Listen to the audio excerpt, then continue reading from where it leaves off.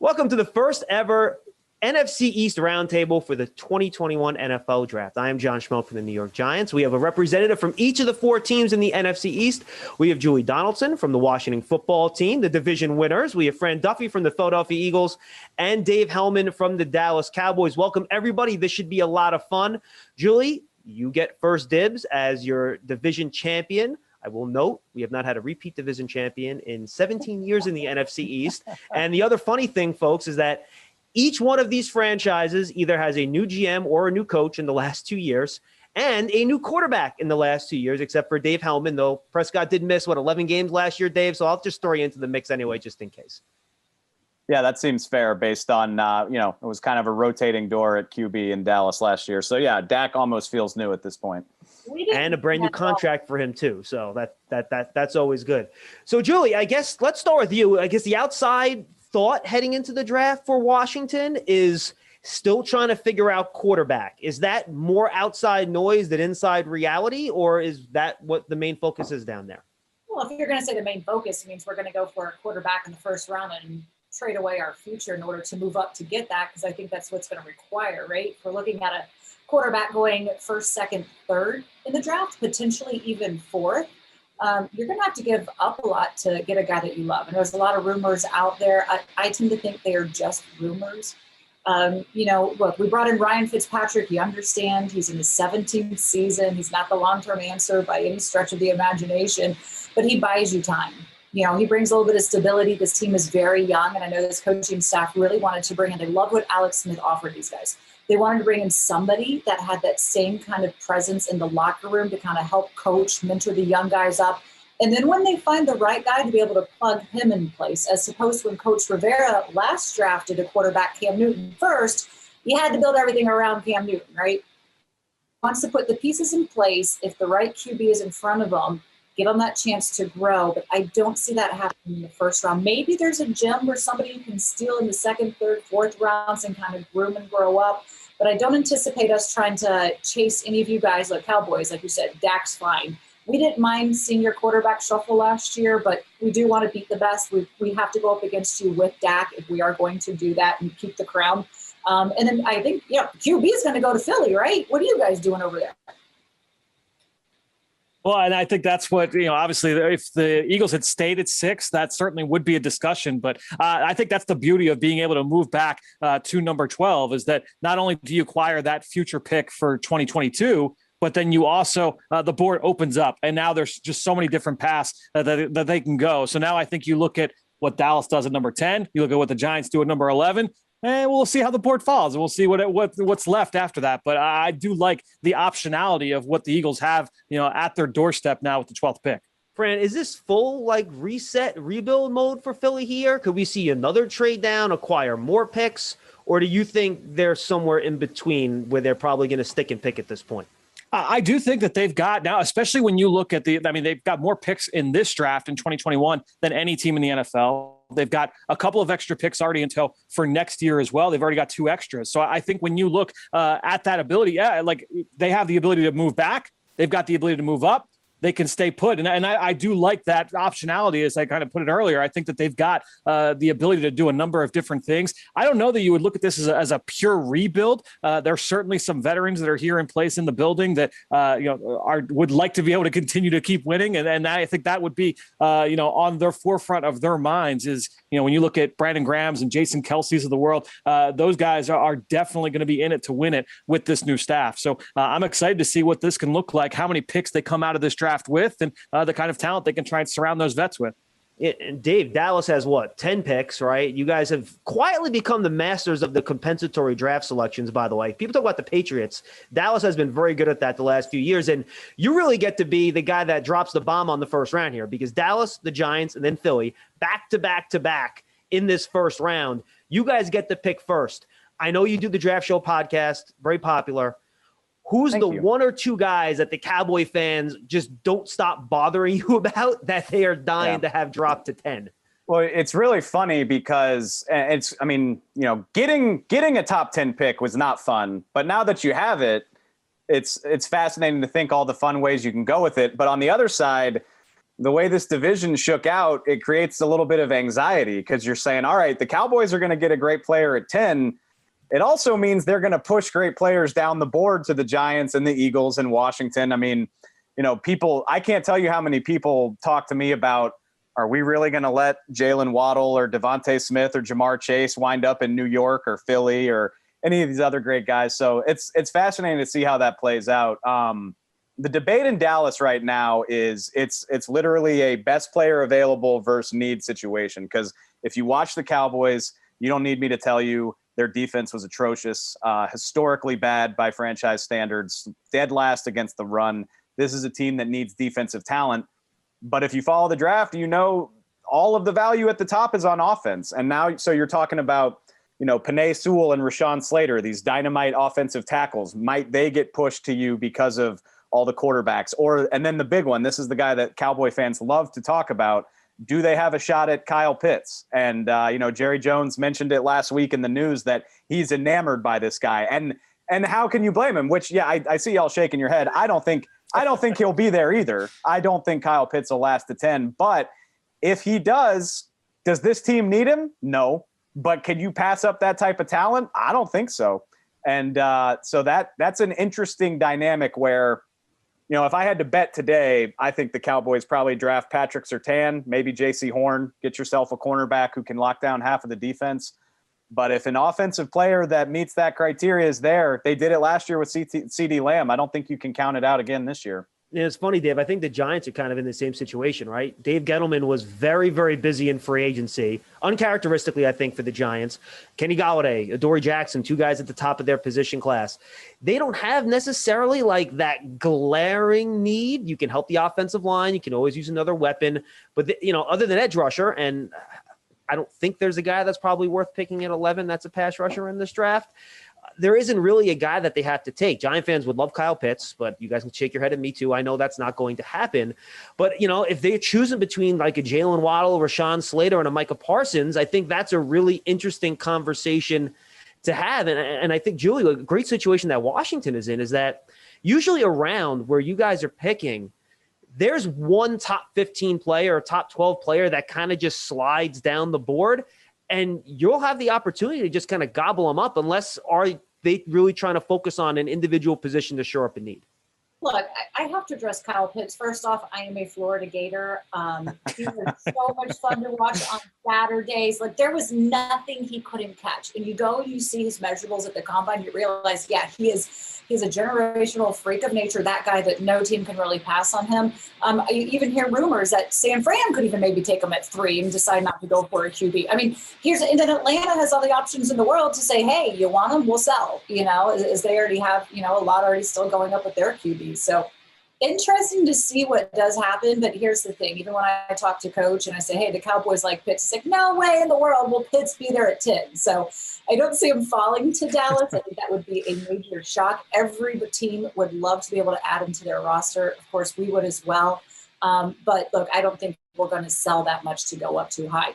And as you mentioned, a player, especially the way this draft is shaking out with so many quarterbacks anticipated to go up there in the top, you're going to have a lot of skill play guys that are going to fall.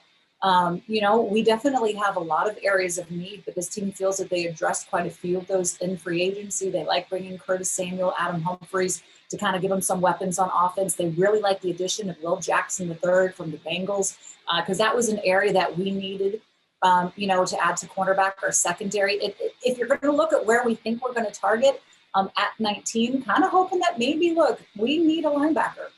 Maybe there's a linebacker that falls to us. We need some depth at offensive tackle. Maybe there's an offensive tackle that falls to us. But I think the big thing for this position at 19 is really kind of seeing first off what all three of you guys do and the few moves ahead of us to see which way do we adjust and then go from that, which is going to make it really interesting at 19. Yeah, and I think the interesting thing, and I'll just leave this open to the field, take it whoever you like. When do you think the first defensive player is going in this draft? I mean, when you're in talking, if you talk about some the receivers that are out there, it might not be until 8 or 9 potentially. It might not be till Hellman goes. Maybe 10. Yeah, it's possible.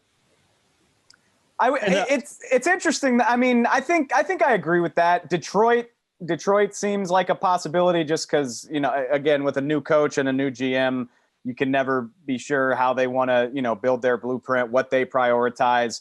With Jared Goff coming in, it's, losing Galladay to the Giants, it seems like they could probably use help at receiver. I don't think you could rule that out.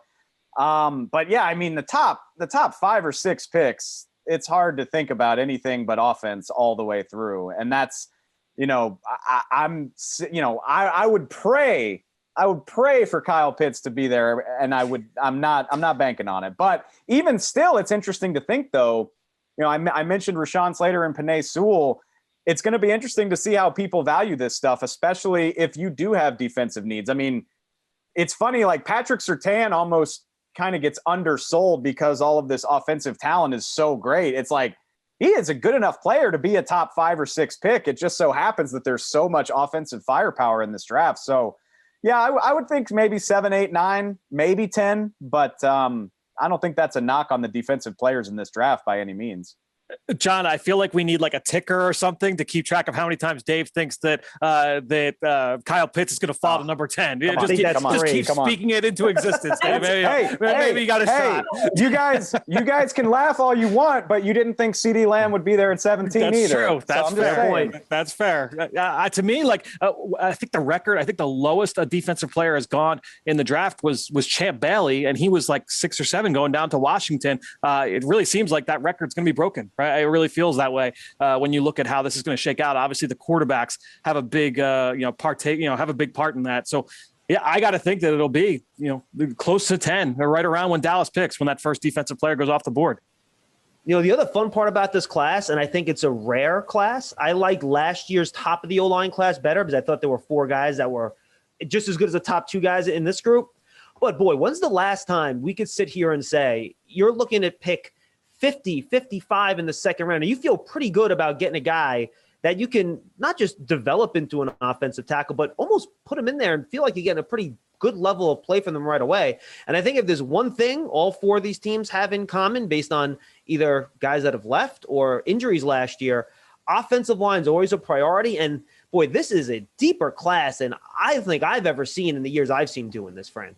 Yeah, to me, it's going to be really interesting to kind of watch how that plays out on draft night, because when you look at offensive linemen just over the last few years, we've seen a lot of them go earlier than people may have thought. You look at all the mock drafts and all the analysis in the months and months leading up to the draft, and then we get to day one and guys go off the board at 22 and 24 and 27 that maybe aren't viewed as long-term Pro Bowl players. But if you are viewed as a solid starter at offensive tackle, that is a very valuable commodity. So I kind of wonder, we talk about, you can get to round 2 and take your tackle. And I feel like Washington, Julie, you guys are a great example of that. They can wait they can go and get a tackle in round 2 or round 3. I wonder when that run is going to happen. And I think that's one of the interesting storylines for sure going into this draft is when that run starts. If Rashawn Slater goes number 10 to Dallas, do people start to panic and these tackles then start flying off the board? I think that's one of the interesting storylines for sure. Yeah, I mean, we definitely need depth at that position. I feel like a lot of times we're just playing, when you have Morgan Moses moving over to left tackle, that's not exactly ideal, right? But all things considered, our offensive line held up much stronger than we really anticipated coming into the season. We have Sadiq Charles last year that we never really saw on the field what he's going to do. Brandon Sheriff coming back trying to get a long-term deal. But I know a lot of team guys are kind of saying maybe Christian Darrisaw, where he could go, big thought, strong, physical, a lot of potential. I do think that there's a little bit of some knocks against him on his effort. Is he there the entire time? Is he mean enough per se when he's out there? Has a little bit of struggles with the bull rush. But a guy that I think they would like to really try and grab if he fell to him, and it might have to fall, is Elijah Vera Tucker out of Southern California. Versatile, powerful, and man, he's hungry. And coach, they love, especially the way that you shift those O-linemen at times because you have to. They like that guy that has versatility, even though we probably need to focus on the left tackle position, maybe more than others if you're to pinpoint one. How do you think, because I think this is interesting because we've had so many coaching changes and general manager changes and things of that nature.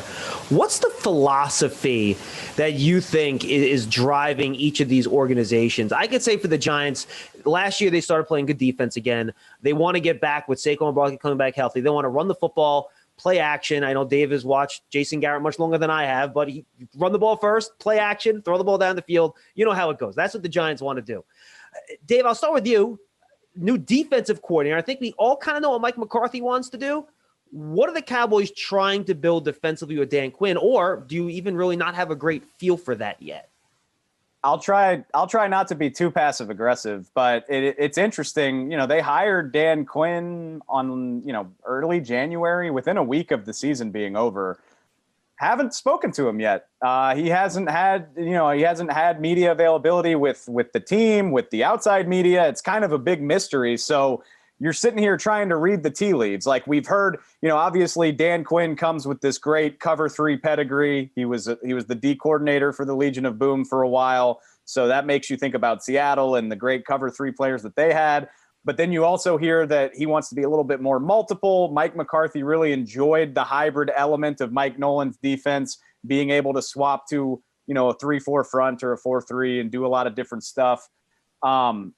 We really don't know. And it makes it interesting when you see, Dan Quinn, to his credit. What I do know is that he has been putting in the work, getting his boots on the ground. I feel like the guy went to 75% of the pro days that happened over the last 3 weeks.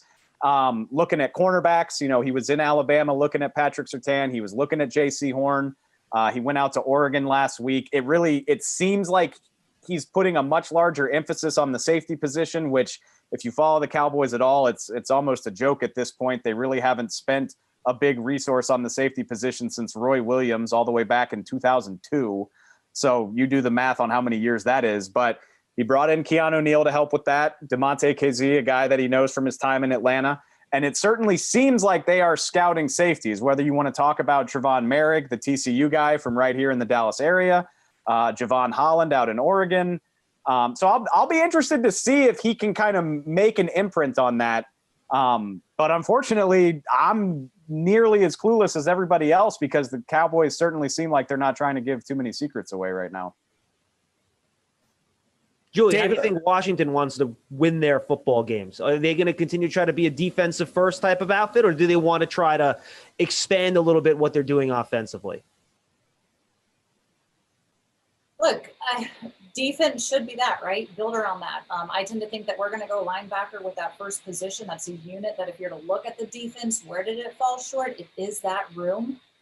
In particular. And of course, Coach Vera played linebacker. Jack Del Rio, defensive coordinator, played linebacker. So for that unit to be the one unit on the team that's kind of really struggling, I think there's some good names out there that you could target as well at that position. By the way, Trayvon Merrick is one guy that I know could be a nice fit in here at free safety. That's a position as well that kind of shuffled around last season for us through a rotation.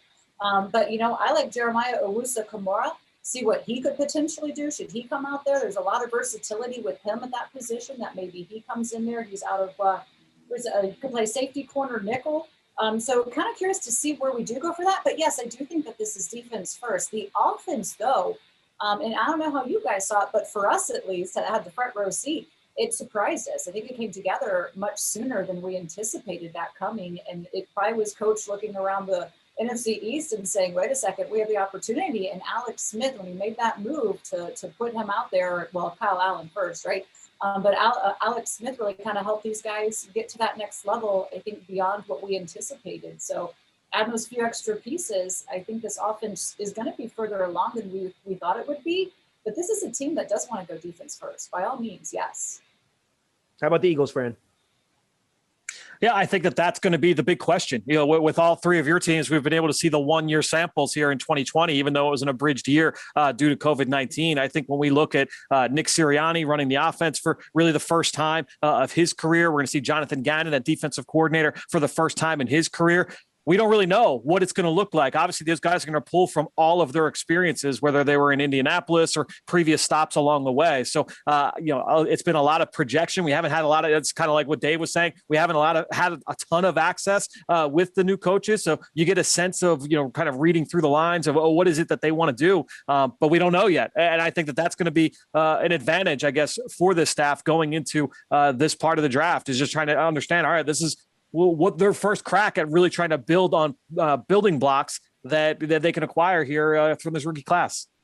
Fran, I think interesting here for us real quick is that, look, last season, it was Ron Rivera making all the calls. Now, number two overall, that was easy, but the rest of it was all Coach Rivera. We didn't have a general manager. And now on top of that, you go and you get a general manager with Martin Mayhew, you get an executive VP of football player personnel in Marty Herney. You have, I think we added up, you have like 120 years of experience in that room, collaborating, working together to take a lot of that pressure off Coach to make these decisions. And so there's definitely some new ads here as well. You know, Fran, I think is interesting, right?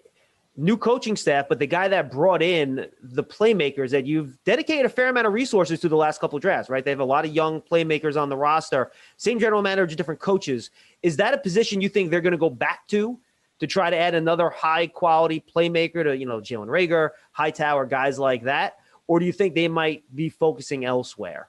No, I think that's the again, going back to what I said earlier, the beauty of them getting to where they did at 12. I think if they had stayed at 6, it was really like a 2 or 3 man conversation at that point when you're looking at round 1 of the draft. You're looking at Jamar Chase and Kyle Pitts and, Jalen Waddle, Devontae Smith. You're talking about those playmakers.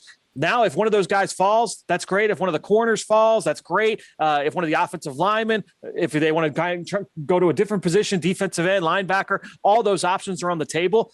I think that with 11 picks, it would shock me if they didn't address a bunch of these positions. But I think the beautiful part of it is, too, they took 3 receivers a year ago. They took Jalen Reagor. They were able to pick John Hightower, Quez Watkins on day 3. All of those guys got to see significant reps due to injury here in 2020. They also got another guy off the waiver wire back in the summer, and Travis Fulgham, who had some outstanding moments through the year as well. So you saw a lot of young receivers come in. They were able to keep the receivers coach, Aaron Moorhead. He stays in, so you have some continuity in that room. So I'll be interested to see if they decide that they want to go down that path. I don't know that it's a necessity, though, and my guess is that they would feel that way as well. We haven't talked – go ahead, Dave. I'm sorry, Dave. Go ahead. Oh, no, you're totally fine. I just, Cowboy fans hate when I say stuff like this, but I think the world of what Philly did with that trade, because maybe I'm wrong, and I'll eat crow if I am. I don't think that roster is as bad as the record suggests that it was. And so you talk about, they're going to be at 12 where, maybe a Jamar Chase still somehow falls in your lap. Or even if he doesn't, you'll have your pick probably between the second best corner in the draft or maybe the second or third best receiver in the draft. And oh, by the way, now you have resources that you can use to address your quarterback position in the future if you need to. Or just stock up. I mean, if Jalen Hurts is the guy, you can stock up next year with all those picks. Like, I just think that was a fantastic decision on their part to say, we're probably better than we looked last year, but we can still build toward the future without having to give up a great draft pick. Yeah, I mean, I think the funny thing, if you look at the experts from last year, right, they would have predicted the order of standings the exact opposite of what they ended up when the season was over. So nobody has any idea what's going to happen, really.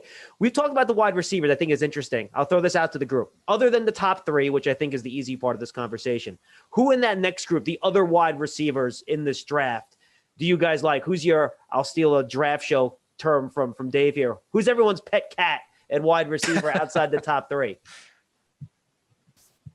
I'll name a guy that I think would be addition here. Like we did go get Curtis Samuel, so it takes some of that pressure off having to target this. Again, I think the plan going in is to take the best player available because we do have quite a few needs across the board, and we have the luxury because of what we did again in free agency for that. But Diane Brown out of North Carolina, this is a guy that has probably some room to grow, some potential, but he's a big playmaker. He's got that speed to get the opposite of Terry McLaurin. Curtis Samuel has it as well, but I think Curtis Samuel has also lived a lot in the slot while you're asking more of him. You can move him around a little bit. I do think that they want someone to, really just go fast, go far. Like, that's all we're going to ask of you. We'll grow you into other roles. Maybe Elijah Moore out of Mississippi, another guy that has the ability to kind of have different gears and really just kind of get away from those defenders. I think that if we do go receiver is the kind of guy that we are going to be looking for. I'll throw Julie another UF nod because one guy I absolutely love, Kadarius Toney. Maybe it's the uniform, but he reminds me a lot of Percy Harvin in the sense that if you put the ball in his hands, he's going. Like he's gone, and that's terrifying. It's devastating for me covering the Cowboys. I love watching receivers, talking about receivers. There's so many good ones in this draft. And the Cowboys don't really need one, which is a massive bummer. Another guy that I'm absolutely enamored with is Oklahoma State's Tylan Wallace. There's nothing super crazy about his game. Like, he's not super fast. He's not super tall, but he just goes up and gets the ball. He reminds me a lot of Michael Gallup, who's obviously already here on the roster. And that'll be interesting for the Cowboys. It's not something they're going to do in the first round, probably not the second round either, but Michael Gallup is entering a contract year. You probably want to keep a strength strong. CeeDee Lamb and Amari Cooper are great, but if you lose Gallup to free agency next year, wouldn't hurt to have another guy waiting in the wings.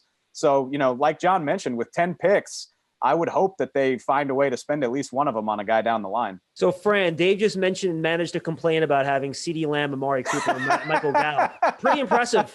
Not bad. I mean, and I'm also equally impressed that he found a way to not mention, Kyle Pitts could fall to number 10. Like, that one wasn't squeezed in there. If that happens, all bets are off, okay? let's.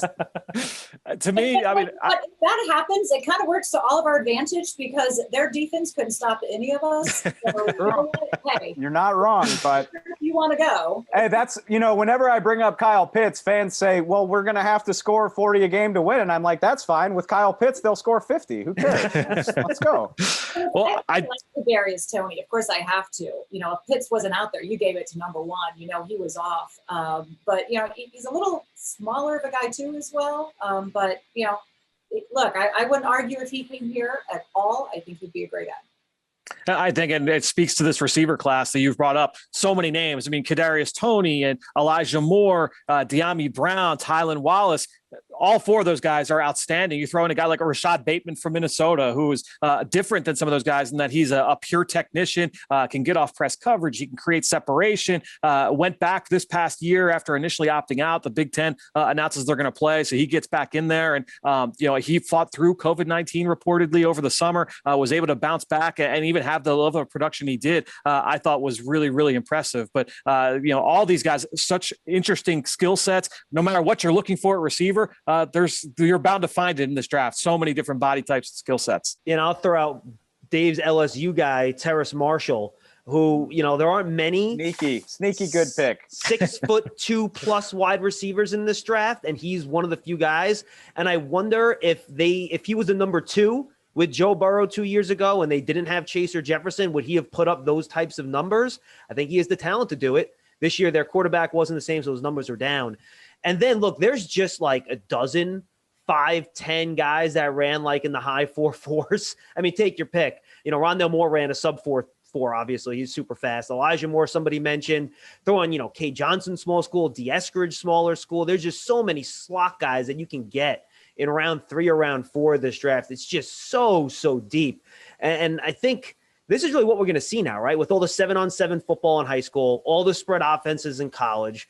This is just something I think we're going to have almost a constant flow of. Even, remind me, 2 years ago, we did not have a wide receiver taken in the first round, but then you had DK Metcalf and Deebo Samuel and A.J. Brown picked in the second round. So I just think this is going to be a position, and I wonder, and I'll throw this out, is this going to at some point affect the free agency market of wide receiver where teams say, look, we can find a guy in the draft. Like every year, there's guys in the draft. So maybe we're not going to go to the top of the market to bring in a wide receiver at some point. I don't know if I'm ready to say that right now, just because it's so weird with the shrinking cap and the COVID year and everything. And I mean, Kenny Golladay got himself a heck of a nice deal at the end of the day. Fair point. It took him a little bit longer than he probably wanted to, but he got himself a nice payday. So I'm not ready to say that, but I think it's an amazing point. And that's, obviously I love watching Amari, CeeDee Lamb and Michael Gallup, but it's so easy to find these guys these days. I mean, Michael Gallup was pick 81, came in right away, contributed as a rookie. CeeDee Lamb was making a case to be in the Rookie of the Year conversation before Dak Prescott got hurt. Justin Jefferson won rookie, or should have won Rookie of the Year, in my opinion. I'm a little bit biased because I went to LSU. It's almost like an assembly line. You can draft these guys and put them right into the starting lineup. And that's kind of why I mentioned Michael Gallup earlier is, do you want to try to find a way to pay Michael Gallup 16, 17 million a year? Or do you just want to go pluck another guy off the assembly line? And it's starting to become, it sounds harsh to say easy, but there's just so many great receivers that it's a very convincing argument to just keep drafting these guys and keep it rolling. I need to apologize to Julie, by the way. There's been 2 or 3 LSU mentions. I know that offends her sensibilities. And I also forgot Terry McLaurin, who was also in that great second round class with A.J. Brown. So 2 apologies. My fault. Yeah, I was about to say, you want to talk about this, as you go through the evaluations of the receivers, the 1 to 6, they're kind of almost a little bit interchangeable, a good bit in this draft. Like, I mean, if you don't get that 1 or 2 guy, you're still going to get a quality guy at 5 or 6 in this draft. But since you kept mentioning LSU, I was like, I needed another reason to not care for the Cowboys. People always ask me, being a Florida girl in the SEC, who is my biggest rival? I'm like, any other team in the SEC, right? Yes, absolutely.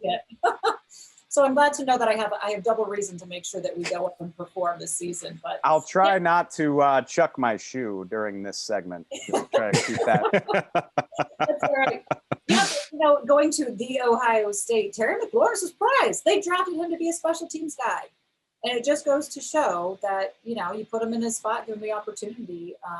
It is interesting because I had Pierre Garçon on the show just a little bit ago, and he said that whole concept of the crazy diva receiver is kind of going away, that to really be impactful, you have to play multiple positions. You have to play defense. You have to really just do whatever you can to contribute to be on the field. And I think that's an interesting argument as well. 2 more topics I want to get to.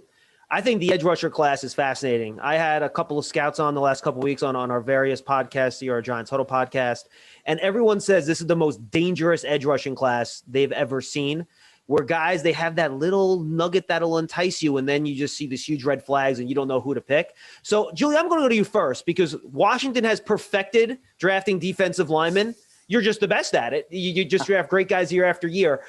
So your thoughts on the defensive line class, and who knows, maybe you guys will pick another one. I have no idea. But, boy, this is one of those classes where it's going to be hard to put your finger on the guy that's going to boom or bust. Yeah, there's another player coming out of Ohio State that under Chase is on him. Is it Moore? Getting that right? Yeah.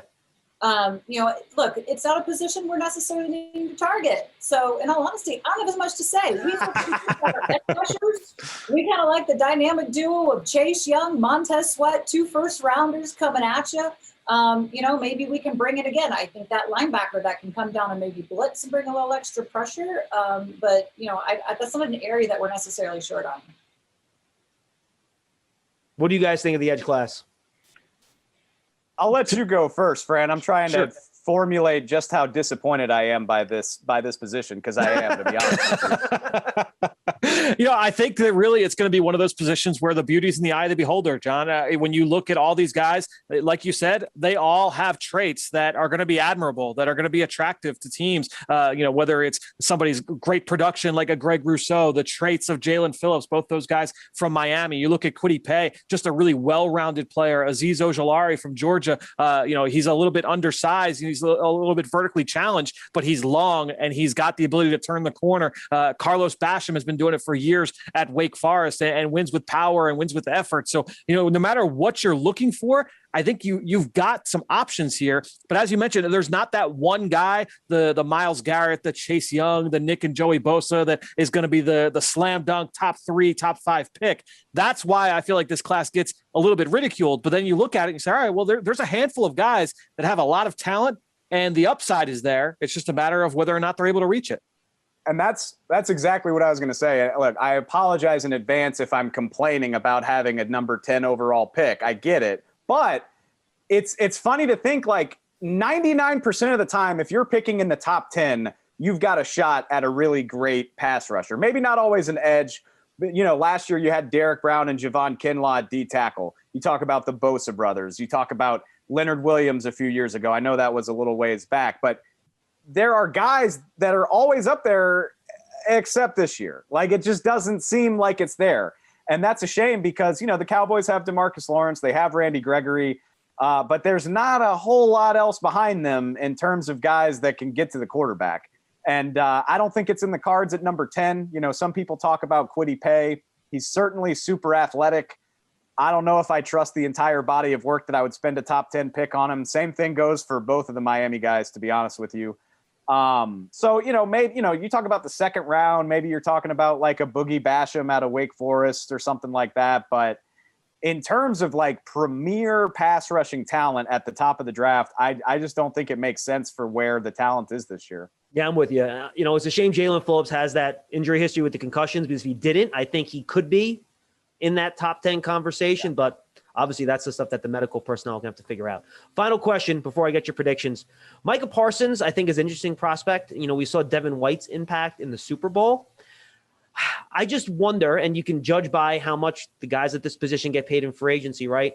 What the position value part of this conversation is for a guy like Micah Parsons. Fran, I'll go to you first because he's not a coverage linebacker, right? He's a guy in third down. You're going to want to blitz. You don't want him necessarily playing coverage yet. He's just new to the position, not so great at that yet.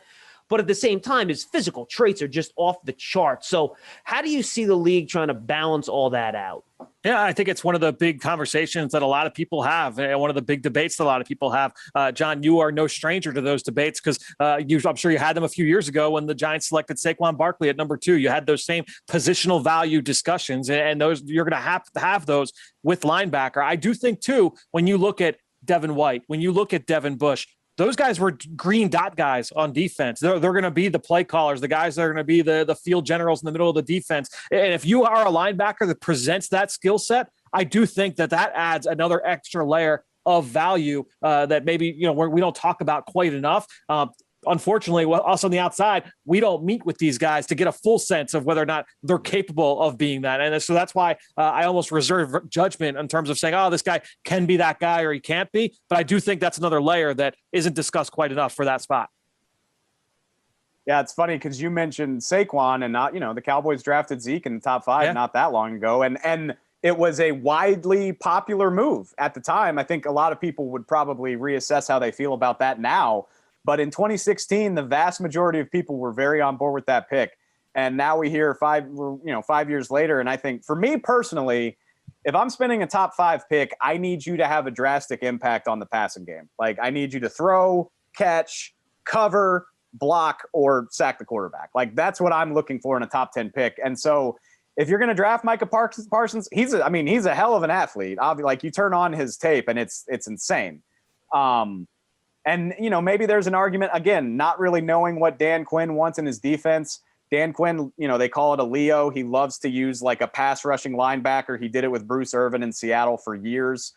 Vic Beasley kind of filled that role for him in Atlanta for a while. If you wanted to draft Micah Parsons and have him rush the passer, Devin White's a great example, John, just throwing LSU players out there for me. I appreciate it.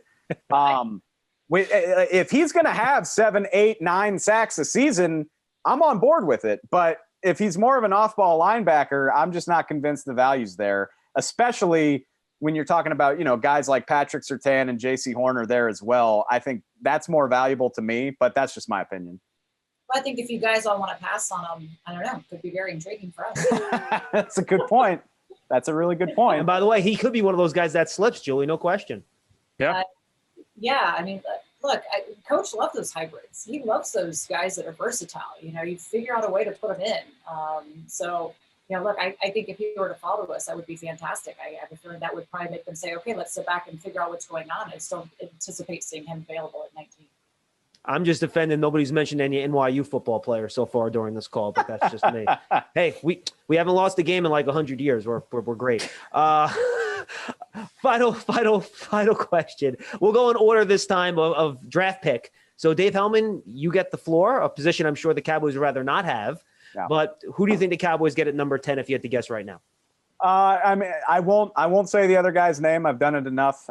We don't think he'll be there. But if you're asking me to bet on it right now, I honestly think they need a cornerback. They want a cornerback. There are 2 very good cornerbacks at the top of this draft. Would be 3 if not for Caleb Farley's medical situation. I think that probably dings him a little bit. I think it'll be Patrick Surtain, and I think he'll be there, honestly, with all of the offensive firepower. I think they like Surtain a little bit more. That's not a knock on Horn. But, yeah, I think unless something crazy happens, I think Patrick Surtain's the pick. All right, I'm going to go 11 here. The cop-out answer is whichever one is left between Slater, Sewell, Waddle, and Smith, because I think that's honestly going to be the best player on the board. But if I had to guess, I think enough people will be scared of Devontae Smith that he weighs 170 pounds, soaking wet, and he'll get there to 11. And remember, Joe Judge has those Nick Saban connections, and Saban loves Devontae Smith. Plays him on special teams, tough guy. I think the Giants would go there if he is there. So I will go on a limb and say Devontae Smith out of Alabama. Fran. I hate to be this guy, but I do feel that they are in this position where they can take the best player that falls to them from this point. So when you talk about, Surtain and Smith go off the board, all right, well, is Jalen Waddle there? Is J.C. Horn there? Did Carolina take one of them? Did Denver take one? Who is there? And I do feel that they've got that ability, and then the ability to trade down as well. So, it's the cop out, but I do feel that's the way they end up going. I don't think that they're going into this saying we need to take a corner here, we need to take a linebacker or an offensive lineman. They've got the ability to go a number of ways, and they'll follow the board. Pick a player, Fran. I'm not letting you walk away that easy, dude. Come on. All right. So we'll say Waddle. If Jalen Waddle's there under this board, that would be the way they go. I've never heard a Philly guy be so wishy-washy about anything in my entire life. You have to know that this is me. This is my character. This is the way. This is the role I play. Is that going along with like the city of brotherly love? We love you all. We love everybody. I know. That's right. Exactly right. Okay, I think we have to go defense, and I'm going to go with Jeremiah Owusu-Koramoah out of Notre Dame. I think this is a very versatile player. He probably fits a lot of needs. Again, versatility is so important to this coaching staff. They like to just interchange the guys, be able to match them up depending on whomever all three of you teams put out there on the field. I think Jeremiah is that guy that can come in and have an immediate impact and be definitely an upgrade from where we were last year.